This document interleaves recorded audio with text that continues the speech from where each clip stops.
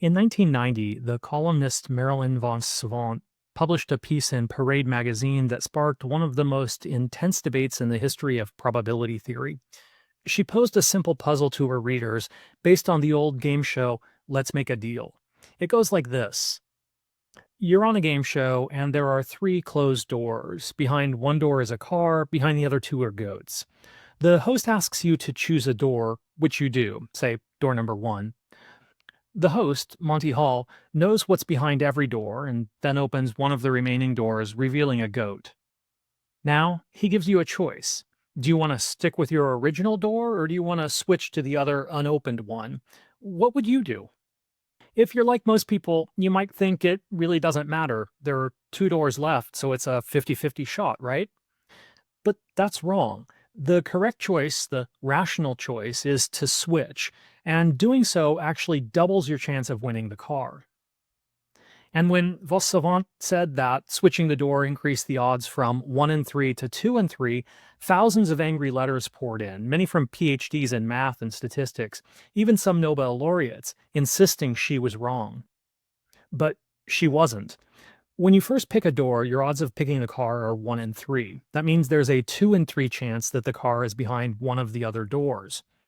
And when Monty opens a door to reveal a goat, he's giving you information without changing the original odds. Switching doesn't give you a 50-50 chance, it gives you a 2 in 3 chance of winning.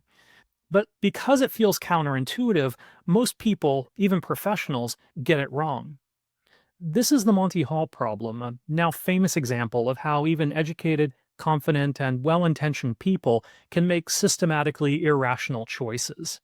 And if we struggle this much with a simple game show puzzle, what happens when the stakes are global? What happens when world leaders are making decisions under pressure, with incomplete information, and millions of lives are on the line? In this video, we're going to explore the limits of rationality in international relations and consider why even the best strategic models can break down when we bring human beings' fear, bias, habits, and history to the table. So why do so many of the models we've looked at, like the prisoner's dilemma, chicken, and the stag hunt, assume that players are rational? Because in theory, rationality gives us the predictable baseline. It allows political scientists, economists, and strategists to build models of behavior based on clear assumptions that actors have consistent preferences, that they seek to maximize their utility, and that they make decisions by logically weighing costs, benefits, and risks. In international relations, this has a certain appeal. If we assume that states behave rationally, then we can treat them like players in a strategic game, trying to maximize security, power, or prosperity given the actions of others. That's not because we think world leaders are computers. It's because rational choice gives us a way to map out the strategic structure of a situation. But the problem is that the real world is messy. Rationality assumes perfect information. It assumes that actors can compare all of their options and make clean, consistent choices. It assumes time, clarity, and focus. And yet, in the real world, decision makers often have limited information, conflicting goals, and political constraints. They're under pressure, short on time, and facing internal disagreement. They deal with incomplete or ambiguous intelligence, and critically, they're human, shaped by psychology, emotion, habit, and bias. So, while rationality helps us understand what states should do, it doesn't always help us explain what they actually do.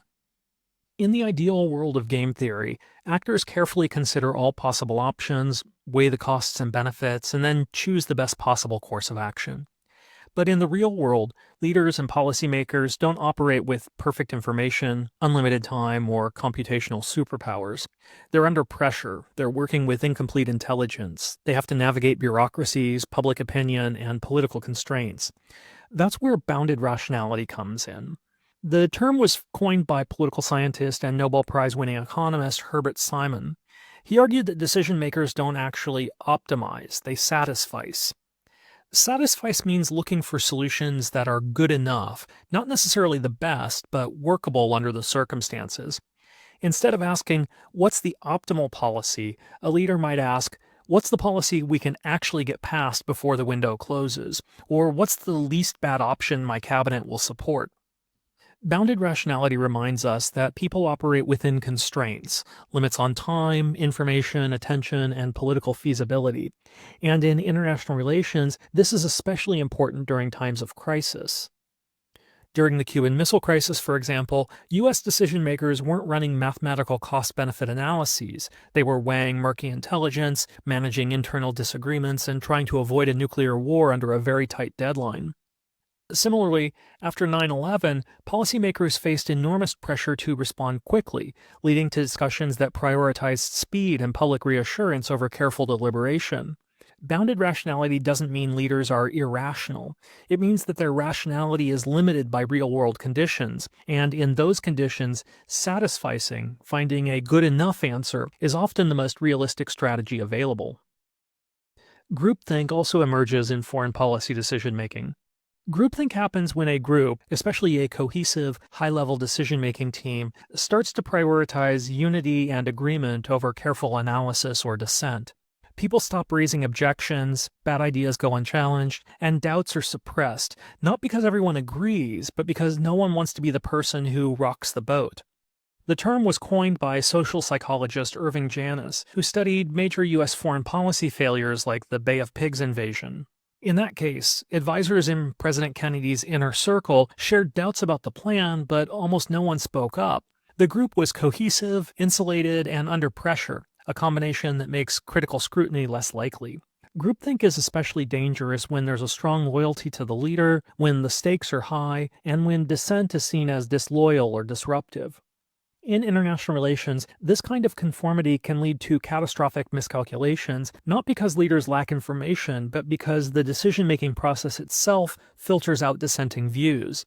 It's a powerful reminder that foreign policy isn't just about strategy or structure, it's also about the dynamics of small groups under stress. Even when leaders actually have time to reflect, they still don't always approach decisions with perfect logic. Like all humans, they rely on mental shortcuts, what psychologists call heuristics, to make sense of a complex world. Heuristics are mental shortcuts, quick rules of thumb that help us make decisions without fully analyzing every possibility. These shortcuts help us make quick judgments, but they also open the door to systemic errors, which we call cognitive biases. Let's walk through a few of the most important ones, especially as they relate to international politics. The availability heuristic is the tendency to judge the likelihood of something based on how easily it comes to mind. So if a dramatic event like a terrorist attack has just occurred, leaders may overestimate the risk of a similar attack happening again. Meanwhile, less visible but more statistically likely threats, like climate instability or cyber attacks, might get sidelined. And in IR, the availability heuristic can lead to resource misallocation, overreaction, or neglect of quieter risks. Confirmation bias is the tendency to seek out and interpret information in a way that confirms what we already believe. If a state sees another state as a threat, its leaders may filter intelligence through that lens, noticing behaviors that reinforce their assumptions and discounting signals of cooperation. And even when evidence is ambiguous or contradictory, policymakers may lock into a narrative, and that narrative can lead to disastrous choices. But even if we eliminated cognitive bias, we'd still be left with another problem. Our perception of risk and reward itself is fundamentally flawed. This is where prospect theory comes in. Prospect theory challenges the idea that people always weigh risks in a balanced, rational way.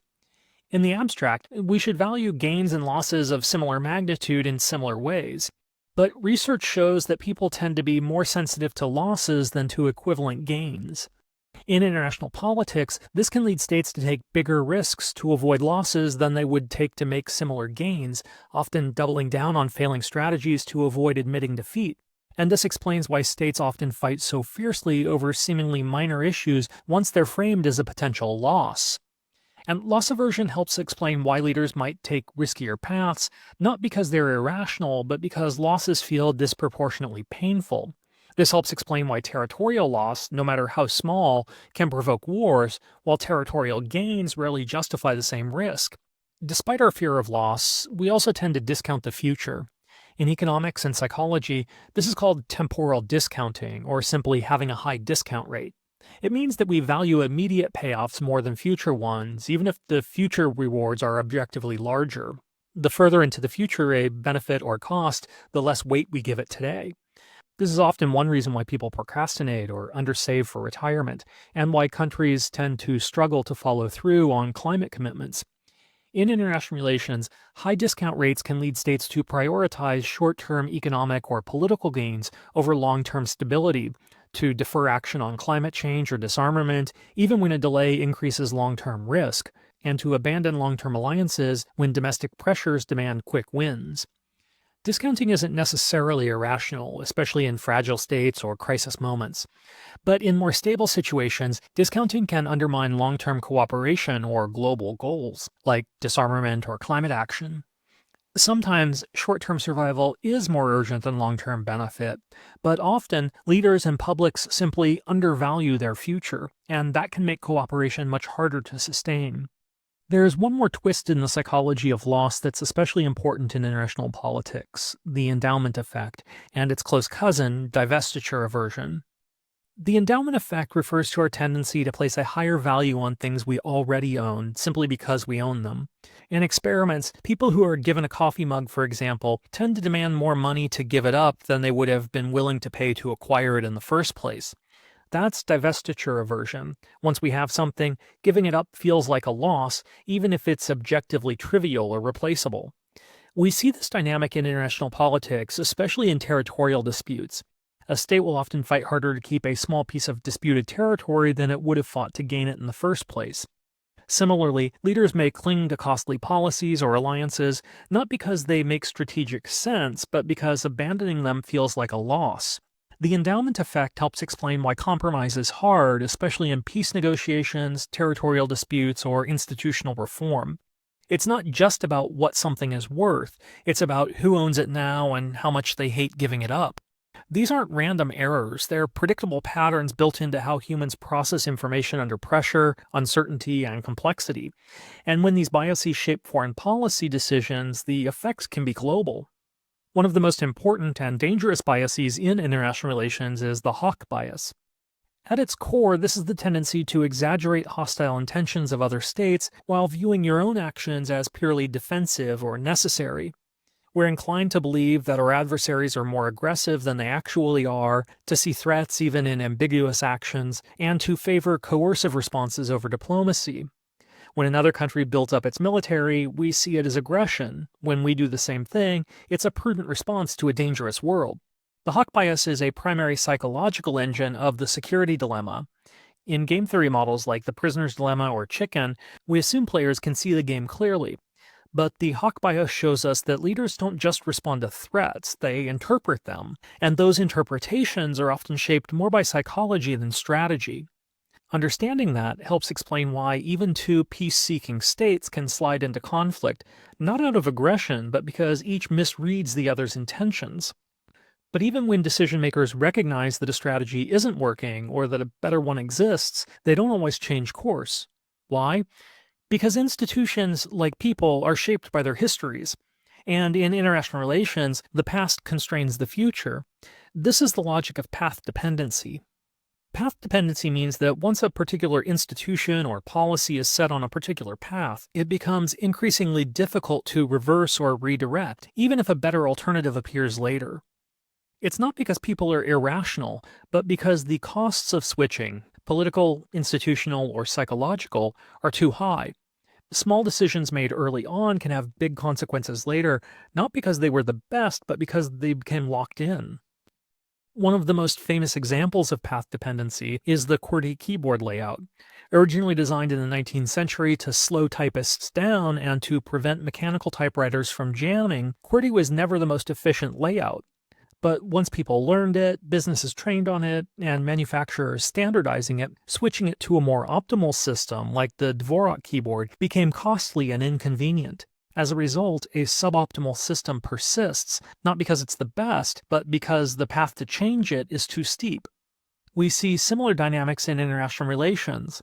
The UN Security Council was created in 1945, with the 5 permanent members reflecting the power structure at the end of World War II. Today, many question its fairness, but reform is politically difficult, so the structure persists. Nuclear deterrence strategies built around mutually assured destruction make it incredibly hard to pivot to new strategies, even as technology and geopolitics change. And longstanding alliance commitments to Europe, Japan, and the Korean Peninsula often persist, even when the original strategic rationale has shifted, because breaking those ties would send shockwaves through the global security system. Path dependency shows us that even when actors want to make rational choices, they're often limited by the institutional and historical paths they're already on. And those paths can create inertia, where sticking with the familiar feels safer even when it's no longer effective. So, if we want to understand how states behave, we can't just ask, what would a rational actor do now? We also have to ask, what did they do before, and how is this shaping what's possible now? So, why does all this matter? Because if we only rely on models that assume perfect rationality, we risk misunderstanding why states make the choices that they do and how conflict and cooperation actually unfold in the real world. Game theory and rational choice models give us incredibly useful tools. They help us see strategic structures of interactions, they help us think clearly about incentives, trade offs, and outcomes. But those models also rely on some big assumptions that actors are fully informed, that they can weigh all of their options objectively, and that they're immune to fear, misperception, and pressure. In reality, leaders are human, institutions are messy, and decisions are made under uncertainty with limited information and often in the heat of crisis. So, by studying the psychological limits of rationality, we're not throwing out the theory, but we're making it more realistic. We're adding layers of complexity like psychological realism and institutional constraints, as well as the importance of history. And that helps us ask better questions, because sometimes the answer isn't about the incentives or the payoffs. Sometimes it's about how the game is perceived, not just how it's structured.